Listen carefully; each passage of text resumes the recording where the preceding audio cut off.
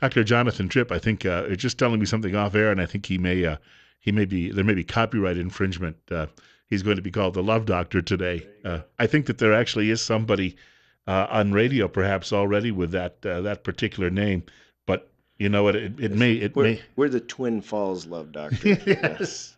Only for this county. We're limiting our copyright infringement. Good to have you Yeah. back. Thank you. Yeah, Yeah. we're going to see you a couple of times this week. You were here last week. That'll be the most consecutive times I think you've been in In a a long while. time. Yeah. No, we went from hormones in general to the what are you the language of love, if you will, for today, and then Friday we're even going to talk about the Zika virus and how that really is potential impact to us in the U.S. We have a lot to cover today, obviously, and this is really, I think, related well to your office, though, and your approach to doing things when it comes to medicine. We should point out the doctor is also available to take some of your telephone calls today. The number is 736-0300. You're listening to News Radio 1310 KLIX, newsradio1310.com, and of course, Bill Colley answering the telephones and the doctor answering the questions. And we should point out Tripp Family Medicine is located on Fillmore Street right here in Twin Falls, directly across from the main post office. I got all that in, right? That's awesome. Do you want a phone number too? Yeah, go It's ahead. 933-4400, and you can reach us on the web at trippfamilymedicine.com, as well as our Facebook page, which we love seeing the posts that we're getting from patients and friends. It's Tripp Family Medicine on Facebook, so we'd love to hear from you, or if you have questions. In fact, we have a new feature on there. It's a kind of a can you answer the medical question? So if you go to our Facebook page, look for that and see if you can figure out the answer to the question. Hopefully, I have the answer. You have a lot of So answers today. well, I do. I have a lot to discuss. It's it's really funny. This really is a broader subject, and it fits a. We started this because of Valentine's Day. We thought, well, let's talk about love and what's involved in that. And I've got some of the science, and we'll talk about pheromones and aphrodisiacs and chocolate, of course. But as I kind of prepared for today, I really thought this will shift from medicine and drugs and science to more of a what can I do without all the drugs, without all the prescriptions, to really make things work better in my life and in my relationships. And so this is more in philosophy, fitting in the philosophy of our office, and that is if we can do stuff without medicine or we can do things more naturally, we're going to try that way first. And so, for those of you that have fears of doctors and script pads, we do plenty of prescription writing, but I would say we do a whole lot of trying to do things without the medicine and figure out how we can heal the body with its own ways and through natural sources. So that's just kind of a premise and a little bit of philosophy in our office. So today we want to talk about the science of attraction. We're going to talk about this is truly, I think, a copyrighted phrase, and that is languages of love. A lot of what I take is from psychologist Dr. Chapman, who wrote a book called The Five Languages of Love. And if I'm saying that title correct, it's close. And Yes. so there's a lot of input that I got from that book that's been around easily 20 years. So this is not brand new, but it's amazing how germane it is to our relationships today. So let's talk about the science of attraction. Everybody wants to know about pheromones. Well, we talked about hormones last week. And hormones, let me give a broader definition, are basically chemicals our body produces that cause things to change in our body. And it isn't just what we talk about, the sex hormones or the male female hormones. Your thyroid is a hormone, insulin is a hormone. Things that you'd know about that you wouldn't associate with gender, intimacy. So a pheromone is also a chemical substance that tends to be emitted by way of an odor, and we may not even detect that we know that odor is there. And it's used throughout the animal and insect kingdom to, get somebody else to do something or to interact in ways that aren't necessarily reproductive. It can be heightened anger. We talk about how a wolf or a dog can smell fear on you. Well, that's probably true. It's probably not just, a euphemism or a statement we use.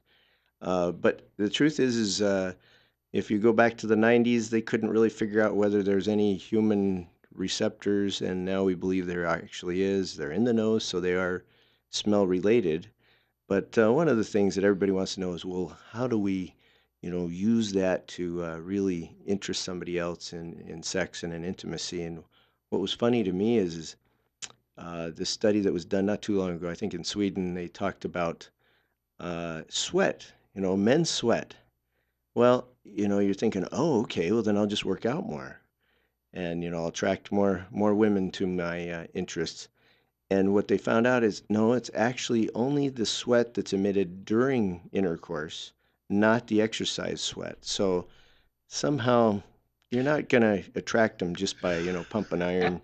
Maybe they like the muscles, or, but it ain't the sweat. or our hard day in the field. Or we've got to take a short break. Dr. Tripp has more coming up. Dr. Jonathan Tripp joining us this morning on Better Health with Tripp Family Medicine right here on News Radio 1310 KLIX and newsradio1310.com. And as he said, he's talking the language of love. He's the love doctor today. 20 minutes now away from 9 For a o'clock. day. Yeah. For a day. Don't tell Mrs. Tripp. That's right. Well, the music's an interesting choice. But speaking of music, we need to point out that Dr. Jonathan Tripp and his staff are partaking in a very special event tonight. First of all, you're listening to Better Health with Dr. Jonathan Tripp on News Radio 1310 KLIX and newsradio1310.com. Bill Colley handling the soundboard and the telephones today. But Dr. Tripp and his staff have they're going into show business, I guess is the best way to put it. Well, we have found talents that we didn't use for our hiring protocols, but we support a program that's run by it affects three of the elementary schools that feed into Canyon Ridge High School, and it's called Read Like a Riverhawk. And in years past, the CSI has done Read Like an Eagle, and that kind of got let go, I guess, for a year or two, and the high school tried to pick that up. And so this year we've been the sponsor of that, where kids read, and if they reach their reading goals, they get a T-shirt, and they get to come to a senior high basketball game, and they get oh boy, I'm blanking on the radio. They get a chance to be recognized. That's what I'm trying to get to. And as part of that, we are singing the national anthem as an office, and found that there's a lot of talent there that we didn't know was there before. And so if you want to come see that your PA or your doctor or your nurse or our front desk actually has different talent, tonight would be a lot of fun at the Canyon Ridge High School game. I think it's at 7, might be 7:30, but I'm looking forward to that because we had some help with a conductor that has helped us look and sound a lot better than we probably would have otherwise. A little training helps. So moving right on from singing, let's talk about aphrodisiacs. A lot of people have spent a lot of time saying, well, what can we do to interest other people in intimacy and sex can we give them a pill? Can we do a food? Is there a certain song that we can play? And the truth is a lot of things influence our moods. Music for sure. Like I heard that Pink Panther theme, and there's a very distinct emotion I have with that, and it's a fun one. But food-wise are the main sources of what people think are aphrodisiacs, and I'd probably say the most common one that people say are raw oysters. And do they really, increase interest in sex? Well, the best I can come up with is they're loaded in zinc, and zinc seems to help support the production of testosterone. Now, does that all work within one meal? I'm not too clear on that, but here's some other ones. Hot chilies. Capsaicin, a chemical found in fiery peppers, increases the circulation, get blood flow pumping, and stimulates nerve endings. So they say you'll feel more turned on with those ones. Asparagus and avocados. I never thought of these as, things that would interest people. Yeah, in that intimacy. surprises me a little bit. It says the vitamin E helps your body churn out hormones like testosterone, estrogen, and progesterone. So basically, supportive of what the body is doing naturally. So I wouldn't say, eat an avocado and watch things fly. It's probably not that way. Bananas, there you go. This is lots of potassium and the key to muscle strength. So that's supposed to be helpful and, interesting others. Here's my favorite, chocolate. everybody knows that works, right? Because I mean, it says cocoa contains the chemical. Here's a great big long one: phenylethylamine. Phenylethylamine. It's a stimulant that conjures the sort of subtle feelings of well-being and excitement that make sex seem like a great idea. So it's not too different from what we'd say. Oh, you use alcohol, it kind of disinhibits you. Well, this one just makes you feel good, and even if it's not real, it tastes great. So I'll vote for chocolate as one of the best choices. We talked about oysters, pomegranates, powerful antioxidants which enhance blood flow. Again, trying to red wine. Here's one. It says, besides relaxing you faster than a neck rub, red wine contains resveratrol, which is an antioxidant, helps boost blood flow. So these are all things like that. Salmon and walnuts, packed with omega-3 fatty acids, help keep sex hormone production at its peak. Okay, pumpkin seeds and flax seeds also contain the good stuff. Vanilla. Here you go. I'm an ice cream fan. It says post dinner, devour ice cream flavor with this sweet bean. It mildly stimulates nerves, making sexual sensations feel even better. Okay, well there's your aphrodisiacs, and I'm not too sure every time I eat ice cream that's my connection, but no, if you like ice cream, that's a good choice. Some people would prefer the ice cream altogether, but Yeah, it's kind of like the chocolate, it goes well with that. So let's talk about love languages. Is this a lot of fun? Anybody wants to call and chime in? They tell us their great experiences with that. Would be happy to entertain their questions or their statements. The 5 love languages, according to Dr. Chapman, are words of affirmation. This is like expressing appreciations for things done or even a thank you. Yeah, absolutely. There's gifts, receiving gifts, quality time, acts of service, and physical touch. And as I consider these, I can only give a few highlights because I have a lot prepared on this. But let me talk about words of affirmation. And everybody kind of identifies how they feel loved in different ways. And some people have more than one love language. But let me give you a big hint on how to figure out your mate's or your spouse's love language. Figure out what they nag you the most about. And that usually really is a hint of a cry of what they need most to to feel loved. I read that and I went, oh my goodness, I need to pay attention to this. We thought about having my wife on this show. It's probably good she's not here because, she would deny that I have any understanding of these love languages. But the truth is if it's a constant complaint or nag or request, usually that's a cry for help. So if you can figure out what it is that they're asking you to do or to say, or you never tell me I look beautiful, or you never, recognize how hard I work at work and that I provide good for the family, those are words of affirmation they're looking for. But if they say, you don't cut the lawn often enough, and you don't do the dishes right, or you don't make the bed, these are things that they're looking for you to do. These are the actions, which are the title is the acts of service. So instead of taking it as, oh, I always get nagged, so I never want to do that. I'm compelled to do that. If you then turn that around and say, I can do that as an act of love, and you can even leave a little note. Like, let's say it's washing off the deck. So you wash off the deck and you leave a note that says, to my wife is Tricia, so to Tricia with love. All of a sudden, it becomes an act of love, and you get all kinds of mileage out of that from your spouse. So do that a few times, and they're going to think something's up. They're going to think you're, up to no good, and you got a hidden agenda. But as you continue to do that, they're going to have their love tank filled. We joke about a dog that we have that has a blown out love tank that no matter how much you pet them, they still need more petting and they whine when you quit. Well, in humans, in a similar way, we have a love tank that if it gets filled, we're pretty darn happy. Things don't have to be perfect around us if we feel loved.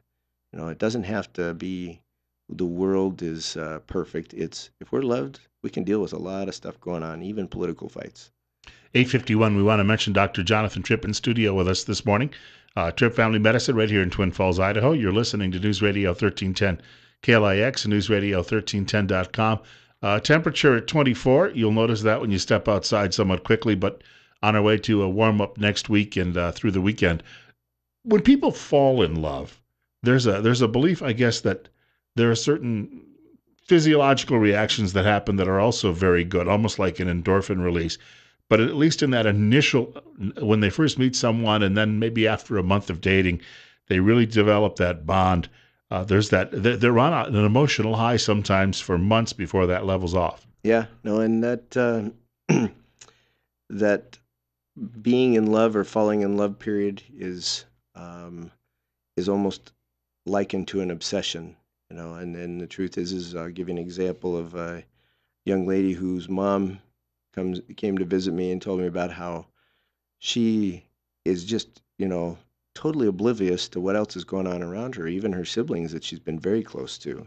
And the siblings are feeling left out, So it is kind of like an obsession. And as, you make that commitment long term by marriage, even, people that live together over time, that obsession drops and you kind of fall into the routine of being together, and most of the time, we fall back to the expectations of that relationship to be like the home we grew up in. And what we find out is the home you grew up in and the home your spouse grew up in are totally different. And so, where, one home might have, dad has certain jobs and mom has certain jobs, and the other homes, everybody did the same jobs. Why would you expect me to always take out the garbage? But that's because that's what they came from. And these words of affirmation, I grew up in a house where fairly regularly, my father would say things that let us know that he approved of our work or our, what we'd done in school, and things that said, okay, I'm recognized. And, other homes that's never talked about. I went and lived with my grandparents for about 9 months, and they never said any of that. And I thought, don't they get it? I'm doing awesome in school, I'm doing awesome in sports. And they kind of said, well, we wouldn't expect anything less. That wasn't very reassuring, but it was a different household. It was the household my mom grew up in. And so words of affirmation to her weren't important. What was important to her is the acts, on when somebody does service for you, these acts of service, it shows they love you, and touch, that depends on the household, Yeah, yeah. and so we got to be careful with that. So, Not common among Gaelic tribes, I can tell you that. yeah, Yeah. no, Well, no touching, huh? that while it's similar to an obsession, it's healthier though, right? That feeling of falling in love with Oh, someone. absolutely. I think the endorphin is probably a true thing that's going on. We talk about exercise, and after you exercise for a while, your body produces certain chemicals we call endorphins in the brain, and it is a it is like an affirmation. It's supporting or reinforcing, this is a good thing. Let's keep doing this. And why that changes, I don't really know, but it is true that to be in love takes work. At first, you work like crazy because you're obsessed or driven by this new relationship. But over time, the relationship gets routine. And so the feeling of love, those, if you want to call endorphins, takes a lot of work to think about, what do I do to let my mate know that they're still important, that I still love them? And finding out what they need to figure out is hard to figure out. So once you identify their love language, whether it's touch, whether it's, you know, I have a son. One of his love languages is gifts, and it does not have to be expensive. I mean, it can be the littlest. I could find a stick in the yard that looked cool. He would keep that forever. Why? Because that's the way he feels loved, or at least one of the ways he feels loved. And others, they could kind of care less about the gifts. In fact, my wife is a great example. A lot of women are very into jewelry, and she likes jewelry, but I was totally befuddled because I would spend a lot of time saving money buying jewelry, bringing it home, thinking Valentine's Day, here's your gift. And her response was kind of like, oh, that's nice. And then it got put on a shelf and never worn. And I thought, she doesn't appreciate me. But the truth is it didn't really matter to her. So that was a good thing for me to learn that, and it cost me a lot less. Got about 30, 40 seconds to wrap up. For people who are thinking about that big day on the 14th, maybe a little bit of that praise along with dinner or a gift is that the praise may go a lot longer than some of the because the meal is very transitory, or Yeah. the chocolates are transitory. Here's my kind of concluding statement on that. So for Valentine's Day, I said, get out there, get that gift, do that thing they've been begging you to do, leave the love note, give them a loving touch, and give them quality time, which means give them your attention. We need to see Dr. Tripp again on Friday. We've got a topic coming up on Friday, very serious topic about the Zika virus. We'll get into some depth on that Friday morning and maybe answer some questions for people who are hearing all of the media alarms, and perhaps the questions will help them better handle what they're hearing on the TV or hearing on the radio. And Yeah, some scary stuff, but some things to do about it. we've got news coming up in just a moment from Fox right here on News Radio 1310 KLIX, newsradio1310.com. At 8:59, it's 25.